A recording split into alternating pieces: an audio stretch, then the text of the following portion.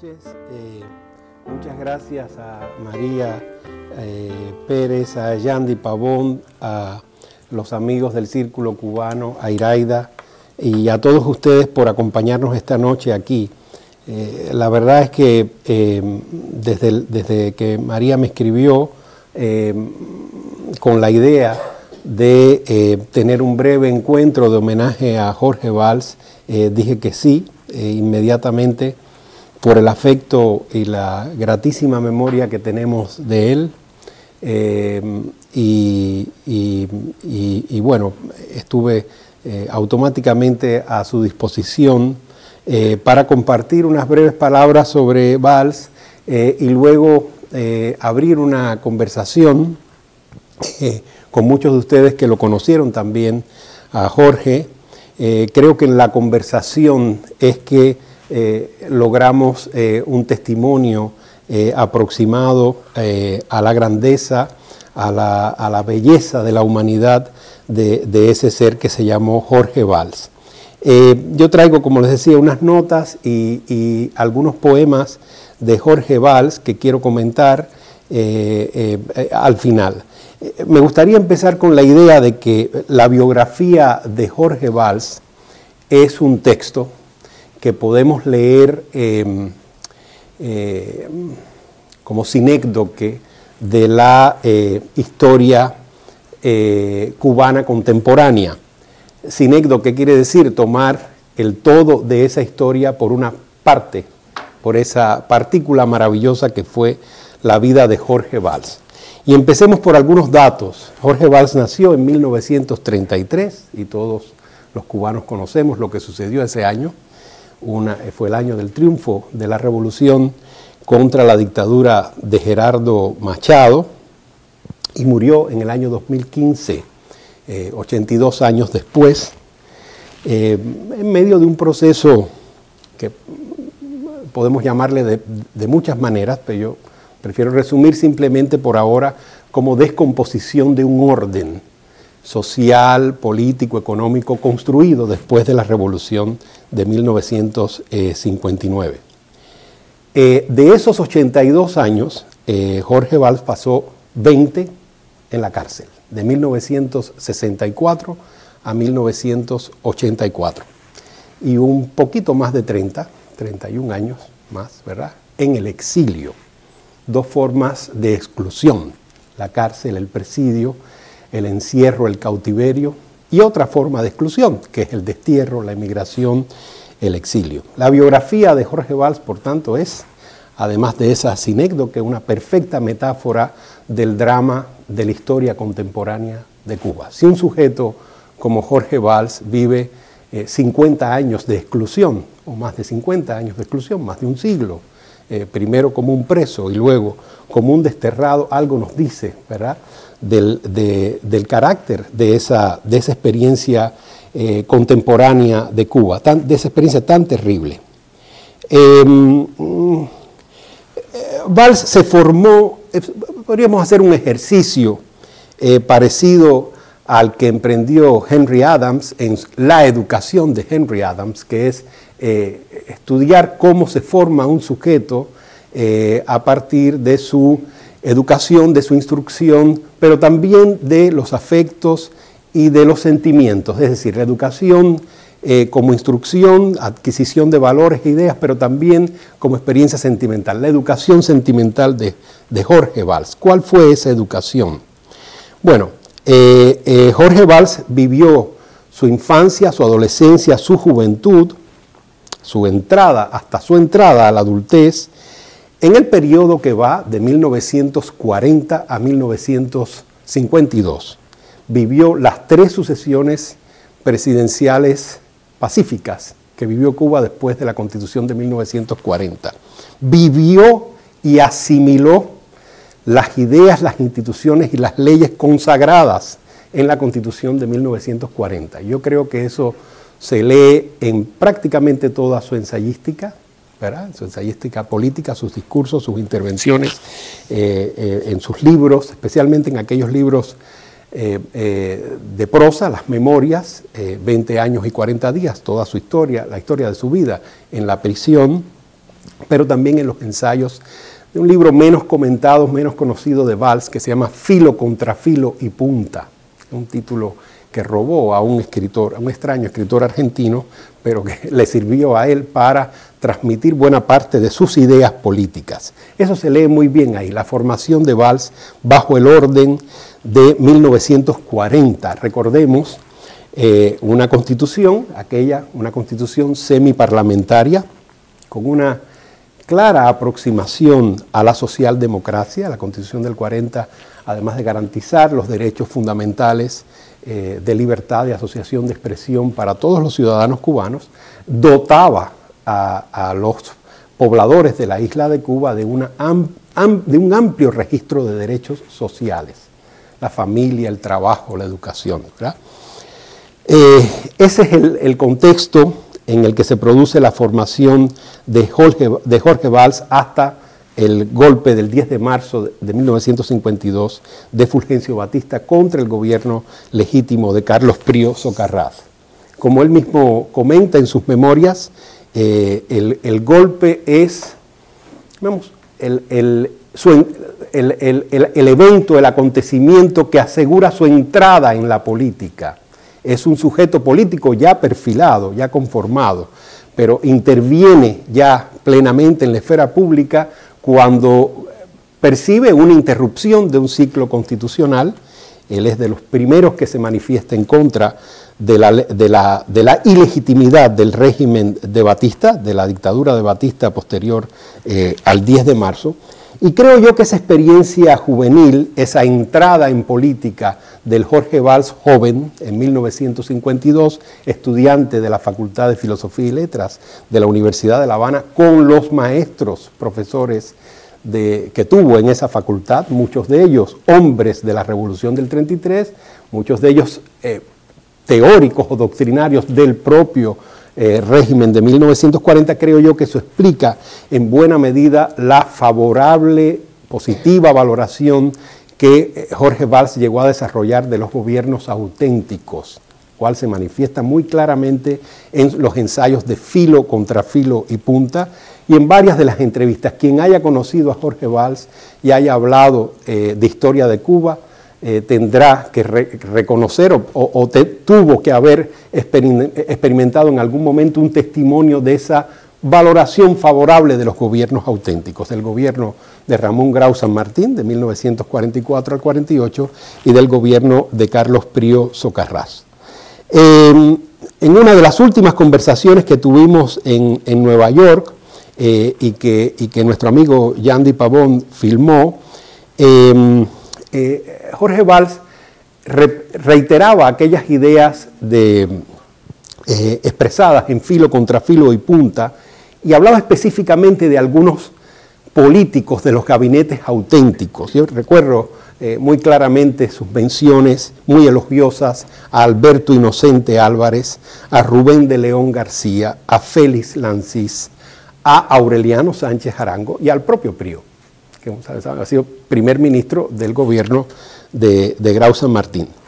¿Qué valoraba tan positivamente Valls en esa experiencia? Bueno, además de las sucesiones presidenciales democráticas y el respeto o el apego al orden constitucional del 40, él distinguía en esos políticos la gestión pública de una política internacional que defendía la soberanía de la isla, que involucraba a Cuba en los organismos internacionales, especialmente aquellos organismos internacionales identificados con la nueva filosofía de los derechos humanos, especialmente la ONU.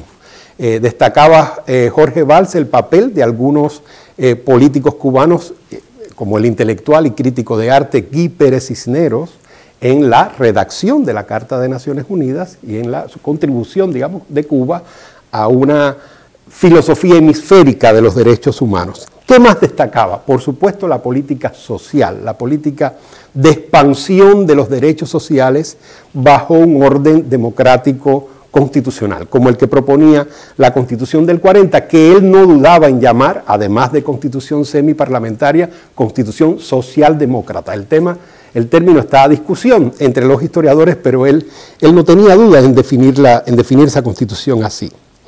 ¿Qué más defendía? Bueno, pues una política internacional latinoamericana o latinoamericanista. Jorge Valls, como sabemos, a finales de la dictadura de Batista, o digamos en los años iniciales de la Revolución Cubana, él sufrió cárcel, represión, golpizas de parte de la policía de Batista y vivió un breve periodo de exilio en México. Creo que desde entonces, o probablemente desde antes, probablemente desde su periodo de formación en la Universidad de La Habana,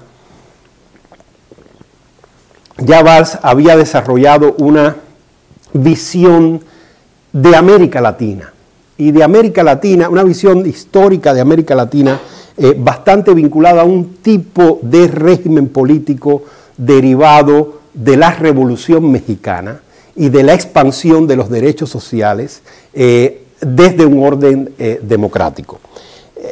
Para Valls fue muy importante que los gobiernos auténticos apostaran por lo que en algún momento se llamó la Legión del Caribe, que era una alianza de gobiernos de la izquierda nacionalista revolucionaria o de la izquierda populista en América Latina en contra de las dictaduras nacientes de la Guerra Fría. La alianza de los demócratas liberales o demócratas cristianos venezolanos en contra de la dictadura de Pérez Jiménez en Venezuela, o la de los liberales colombianos en contra de la dictadura de Rojas Pinilla, los liberales que derivaron de la corriente de Jorge Eliezer Gaitán en Colombia. Los costarricenses bajo el gobierno de José Figueres, que apoyaron a los nicaragüenses a enfrentarse a la dictadura de Anastasio Somoza. O los caribeños, específicamente los dominicanos que luchaban contra la dictadura de Trujillo. Muchos de esos demócratas de origen nacionalista revolucionario y de izquierda populista tuvieron a su vez el auxilio de los gobiernos postrevolucionarios mexicanos. Y Valls pasó un breve periodo de su exilio bajo la dictadura de Batista en México, y creo yo que esa experiencia acabó por redondear y confirmar esa visión de América Latina. ¿Qué nos dice esto? ¿Qué nos dice esta experiencia? Bueno, que Jorge Valls es un sujeto que proviene de una tradición revolucionaria que no necesariamente está reñida con la democracia. Esto cuesta trabajo de entender, sobre todo después de que los discursos anticomunistas de la Guerra Fría nos han llevado a pensar, creo que a algunos más que a otros, que toda tradición revolucionaria está vinculada a la construcción de regímenes autoritarios o totalitarios. Y eso no necesariamente es así, sobre todo si valoramos la experiencia política constitucional. Y creo yo que, aunque cueste trabajo reconocerlo, Valls nunca renegó de esa manera de entender la revolución, creo yo. Creo que Valls nunca confundió la revolución con el régimen político de tipo autoritario o totalitario construido en diversos países latinoamericanos, incluida Cuba, después de la revolución de 1959. Ahora permítame hacer lo que los filósofos llaman un excurso, que es como un largo paréntesis teórico sobre los derechos humanos.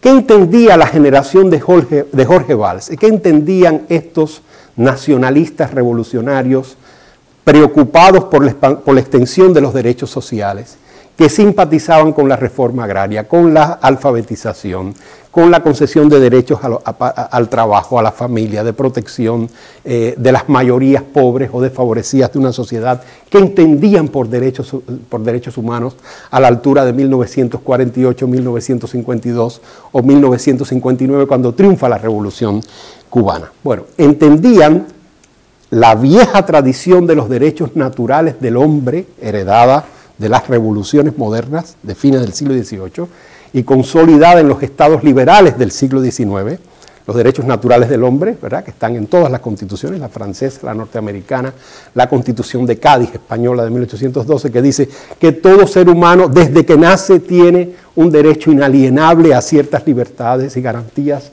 que deben estar aseguradas por una constitución, ¿verdad?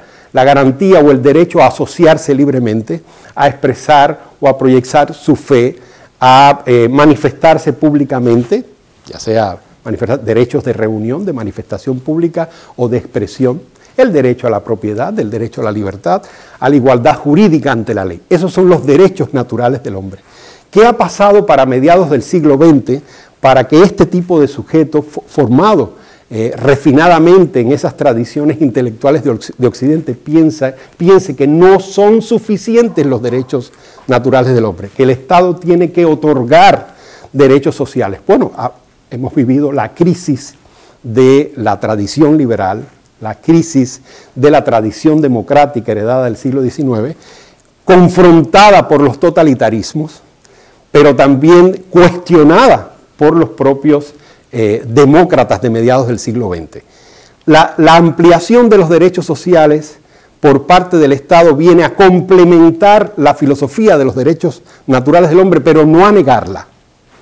O sea, Jorge Valls es de esos demócratas formados en una tradición nacionalista revolucionaria latinoamericana que no entiende los derechos sociales como negación de los derechos naturales del hombre o de los derechos individuales, sino como complemento.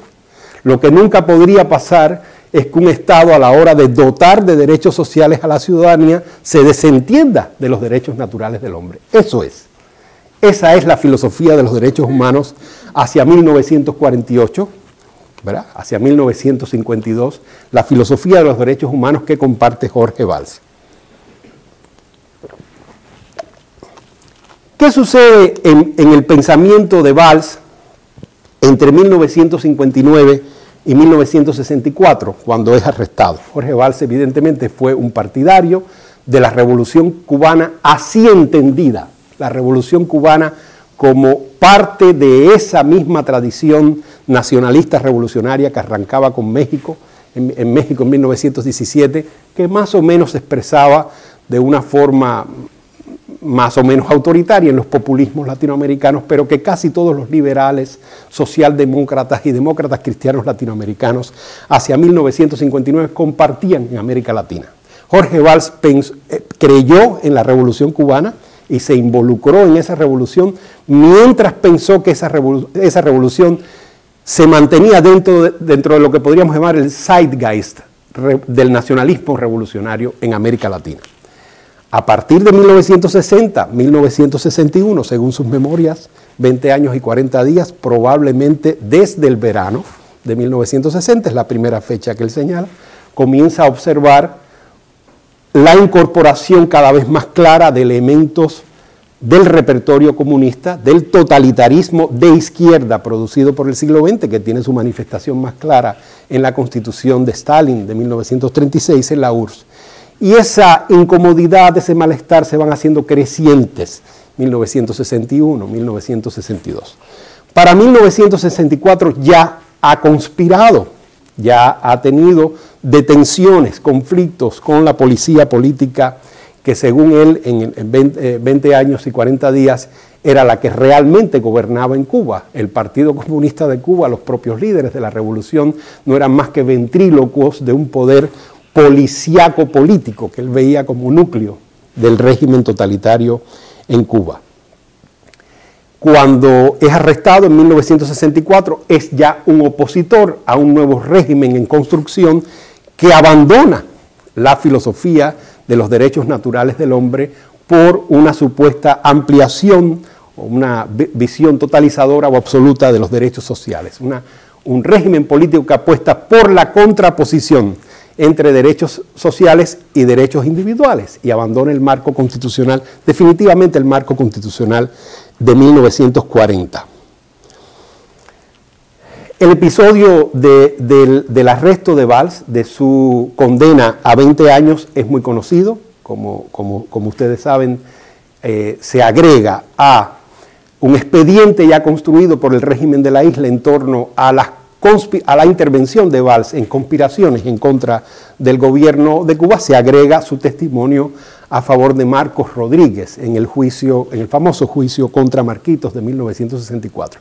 Y siempre me ha parecido muy revelador y muy significativo que Jorge Valls, que fue un miembro fundador del segundo directorio revolucionario, el directorio revolucionario de mediados de los años 50, no el de Prío, pero muy deudor del directorio revolucionario de los auténticos, acabara en la cárcel en buena medida defendiendo al supuesto delator de los mártires de Humboldt 7, 4 de los asaltantes a Palacio que fueron ejecutados después del asalto en esa calle de La Habana. ¿Por qué me ha parecido revelador y significativo? Bueno, por el hecho de que Valls, que había sido un miembro fundador del directorio, respaldara a un miembro de la Juventud Socialista, una organización política en buena medida rival desde el punto de vista ideológico y político del directorio, y también significativo y revelador porque la causa de Valls se enmarca en el conocido proceso al sectarismo, ¿verdad? Esa sucesión de purgas políticas que va de 1962 a 1964 en Cuba, comienza probablemente con la defenestración de Aníbal Escalante, uno de los líderes de la cúpula comunista, y culmina con el caso Marquitos. Sectarismo, una palabra completamente ajena al pensamiento siempre dialogante y reconciliador, no conciliador, de Jorge Valls.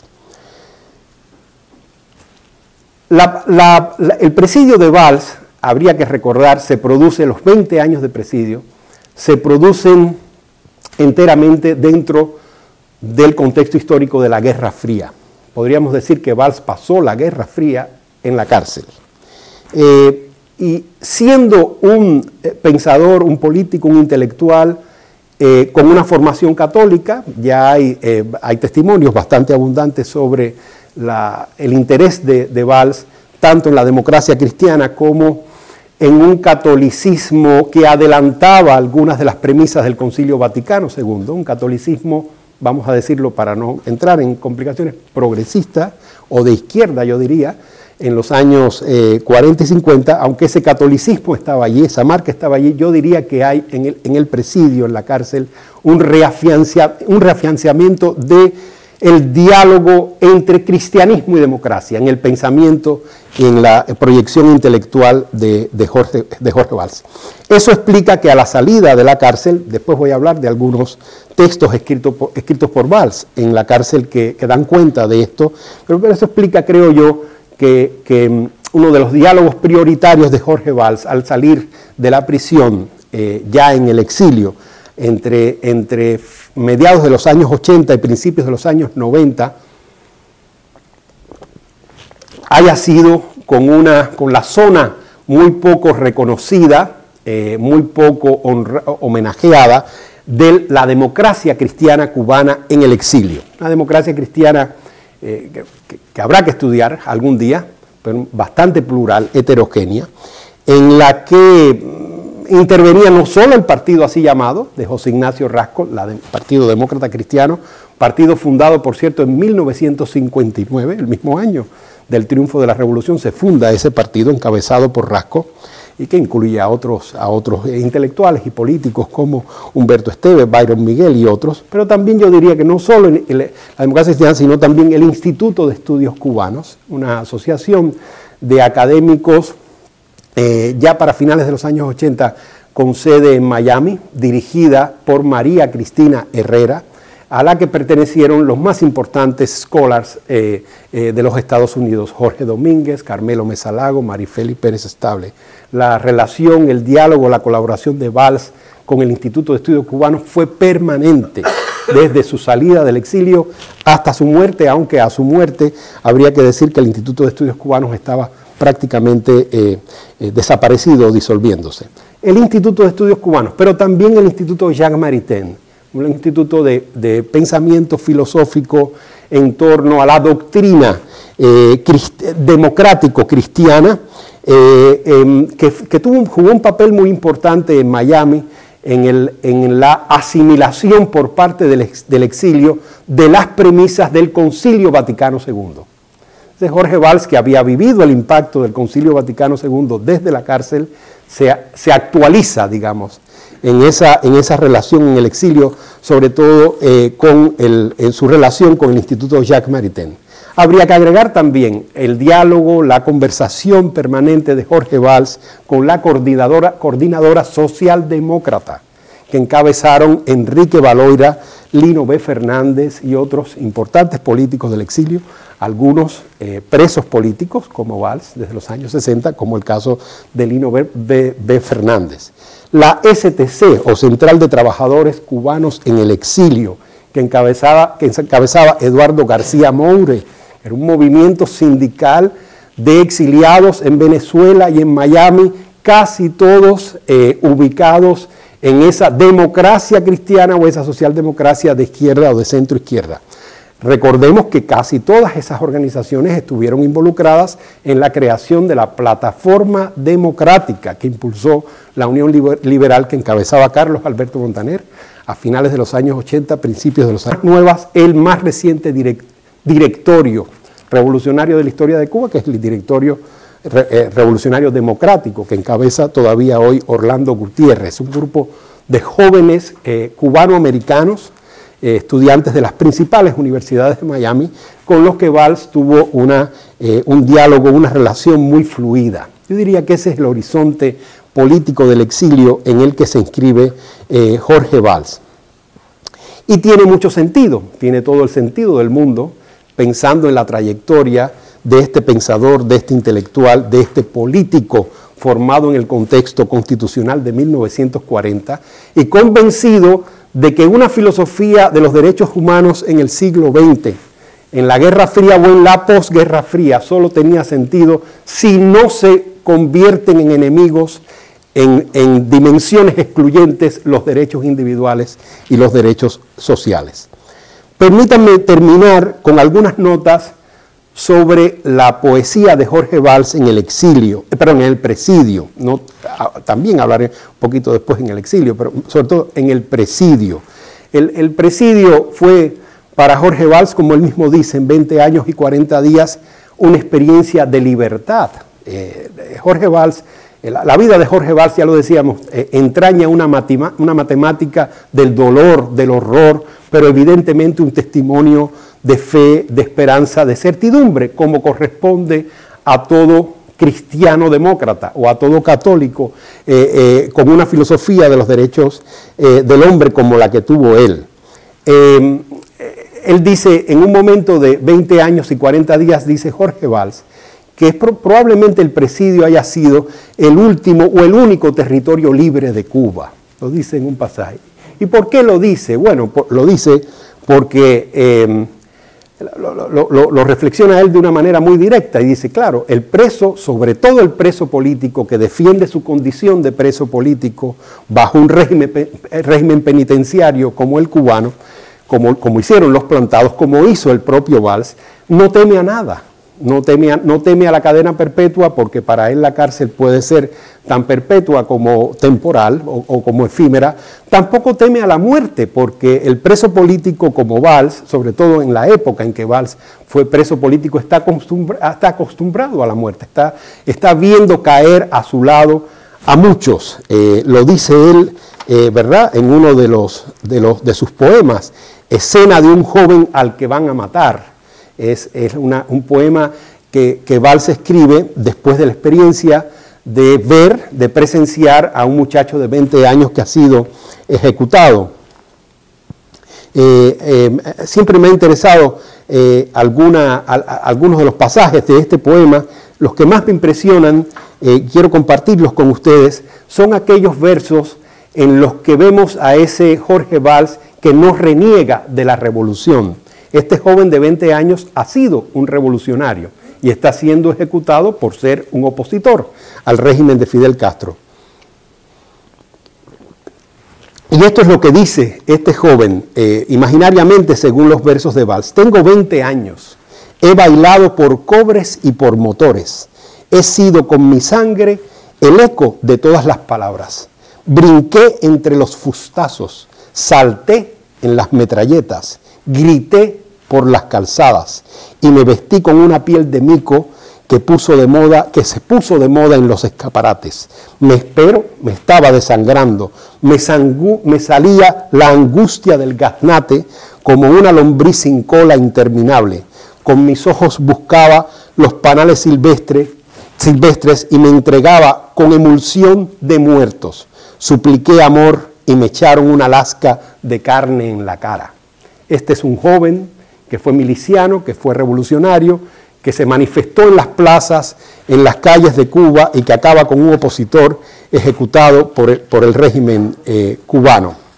La cárcel, que es ese territorio de libertad, es también la experiencia que reserva la certidumbre de que existe siempre la luz después de la sombra, de que existe siempre la libertad después del cautiverio. Creo que no hay otro poema que resuma mejor ese testimonio, esa filosofía, yo diría, inagotable, a prueba de inclemencias de la filosofía de los derechos humanos de Jorge Valls, que es el famoso poema Donde estoy no hay luz. Es muy conocido este poema, pero vale la pena releerlo. Donde estoy no hay luz y está enrejado. Inmediatamente después hay un espacio iluminado. No hay luz y está enrejado, pero el espacio iluminado está allí. Por lo tanto, debe existir la luz. Sin embargo, más allá de aquella luz, hay una sombra más densa aún. Ya no hay horcados, todos están ardiendo. Estarían hechos de querosene por dentro y siguen conversando, sin embargo, moviéndose de aquí para allá, de allá para acá, interminablemente. Algunos duermen, alguien está afuera. En algún lugar hay sol, inevitablemente existe el sol, ya no puedo salir, iré a dormirme, pero inevitablemente volveré a despertarme, y así sucesivamente. Ese es un poema que refleja muy bien. La sombra está ahí, instalada físicamente en el espacio de la cárcel, pero más allá hay una luz, y después de la luz una sombra más densa, pero siempre la posibilidad o la esperanza de la libertad está ahí. Decía también Jorge Valls, y con esto concluyo, en un poema un poquito menos conocido que nos habla de su catolicismo, otra vez de esta, podríamos decir, teología política de los derechos humanos, de esta fe, ¿verdad?, inmarcesible, inquebrantable. Un poema de Jorge Valls, escrito en 1969, que por cierto, quienes hayan leído Donde estoy no hay luz y está enrejado, aquel poemario publicado por la editorial Playor con un prólogo muy inteligente de Carlos Alberto Montaner, habrán notado que en 1969 Jorge Valls escribió la mayoría de esos poemas. Entonces fue un año muy importante para él. Son poemas enteramente ambientados en la situación del cautiverio, del presidio, y con razón creo que se ha dicho que Jorge Valls probablemente sea uno de los más plenamente poetas cubanos de la cárcel. Esa es la experiencia que testifica siempre en su escritura. Ahora, esto es interesante. La teología política de los derechos humanos en Jorge Valls se basaba, quien lo escuchó lo habrá recordado, siempre en esta idea irreductible de la sacralidad de la persona humana, o la dignidad. Él a veces usaba sacralidad, dignidad de la persona humana, dignidad de un concepto muy martiano, recuerden, ¿verdad?, la dignidad plena del hombre como la primera ley de la República de José Martí. ¿Por qué esta fórmula, esta construcción de persona humana? Muchas veces nos cuesta trabajo entender eso, que la leemos, por cierto, en Simone Weil, o la leemos en María Zambrano, un libro maravilloso de María Zambrano, que nunca llegué a conversar con Jorge si lo había leído, pero sí sé que leyó mucho y comentó y discutió en silencio y con él en vida el redescubrimiento de Dios de Rafael García Bárcena, que fue su maestro en la Universidad de La Habana. Y tanto en el libro de García Bárcena, desde un enfoque neocantiano, como en el gran libro, en el gran tratado de María Zambrano, Persona y Democracia, se manifiesta esta idea de la sacralidad y la dignidad de la persona humana. ¿Por qué? Uno pensaría, bueno, toda persona es humana, todo sujeto de derechos es por naturaleza un hombre o una mujer, ¿no? Jorge Valls pensaba que la persona, el concepto de persona, desde un punto de vista teológico, podía extenderse más allá del hombre. Se podía extender a los animales, a las plantas, podíamos una humanización o una visión antropológica del mundo, del cosmos, que llevara más allá, que llevara los derechos más allá del ser humano y de la persona. Y creo que está muy claro en este poema de 1969, el mismo año en que escribió los poemas que leí antes. Dice este poema de Jorge Valls: cuando los hombres acaben de votar a Dios, votar, o sea, sacarlo, los recogerán los animales. las hojas de los árboles estarán muy contentas, porque lo van a tener del todo a Dios, jugando por las copas de los árboles como un niño que nada entre la espuma. Con eso termino. Gracias.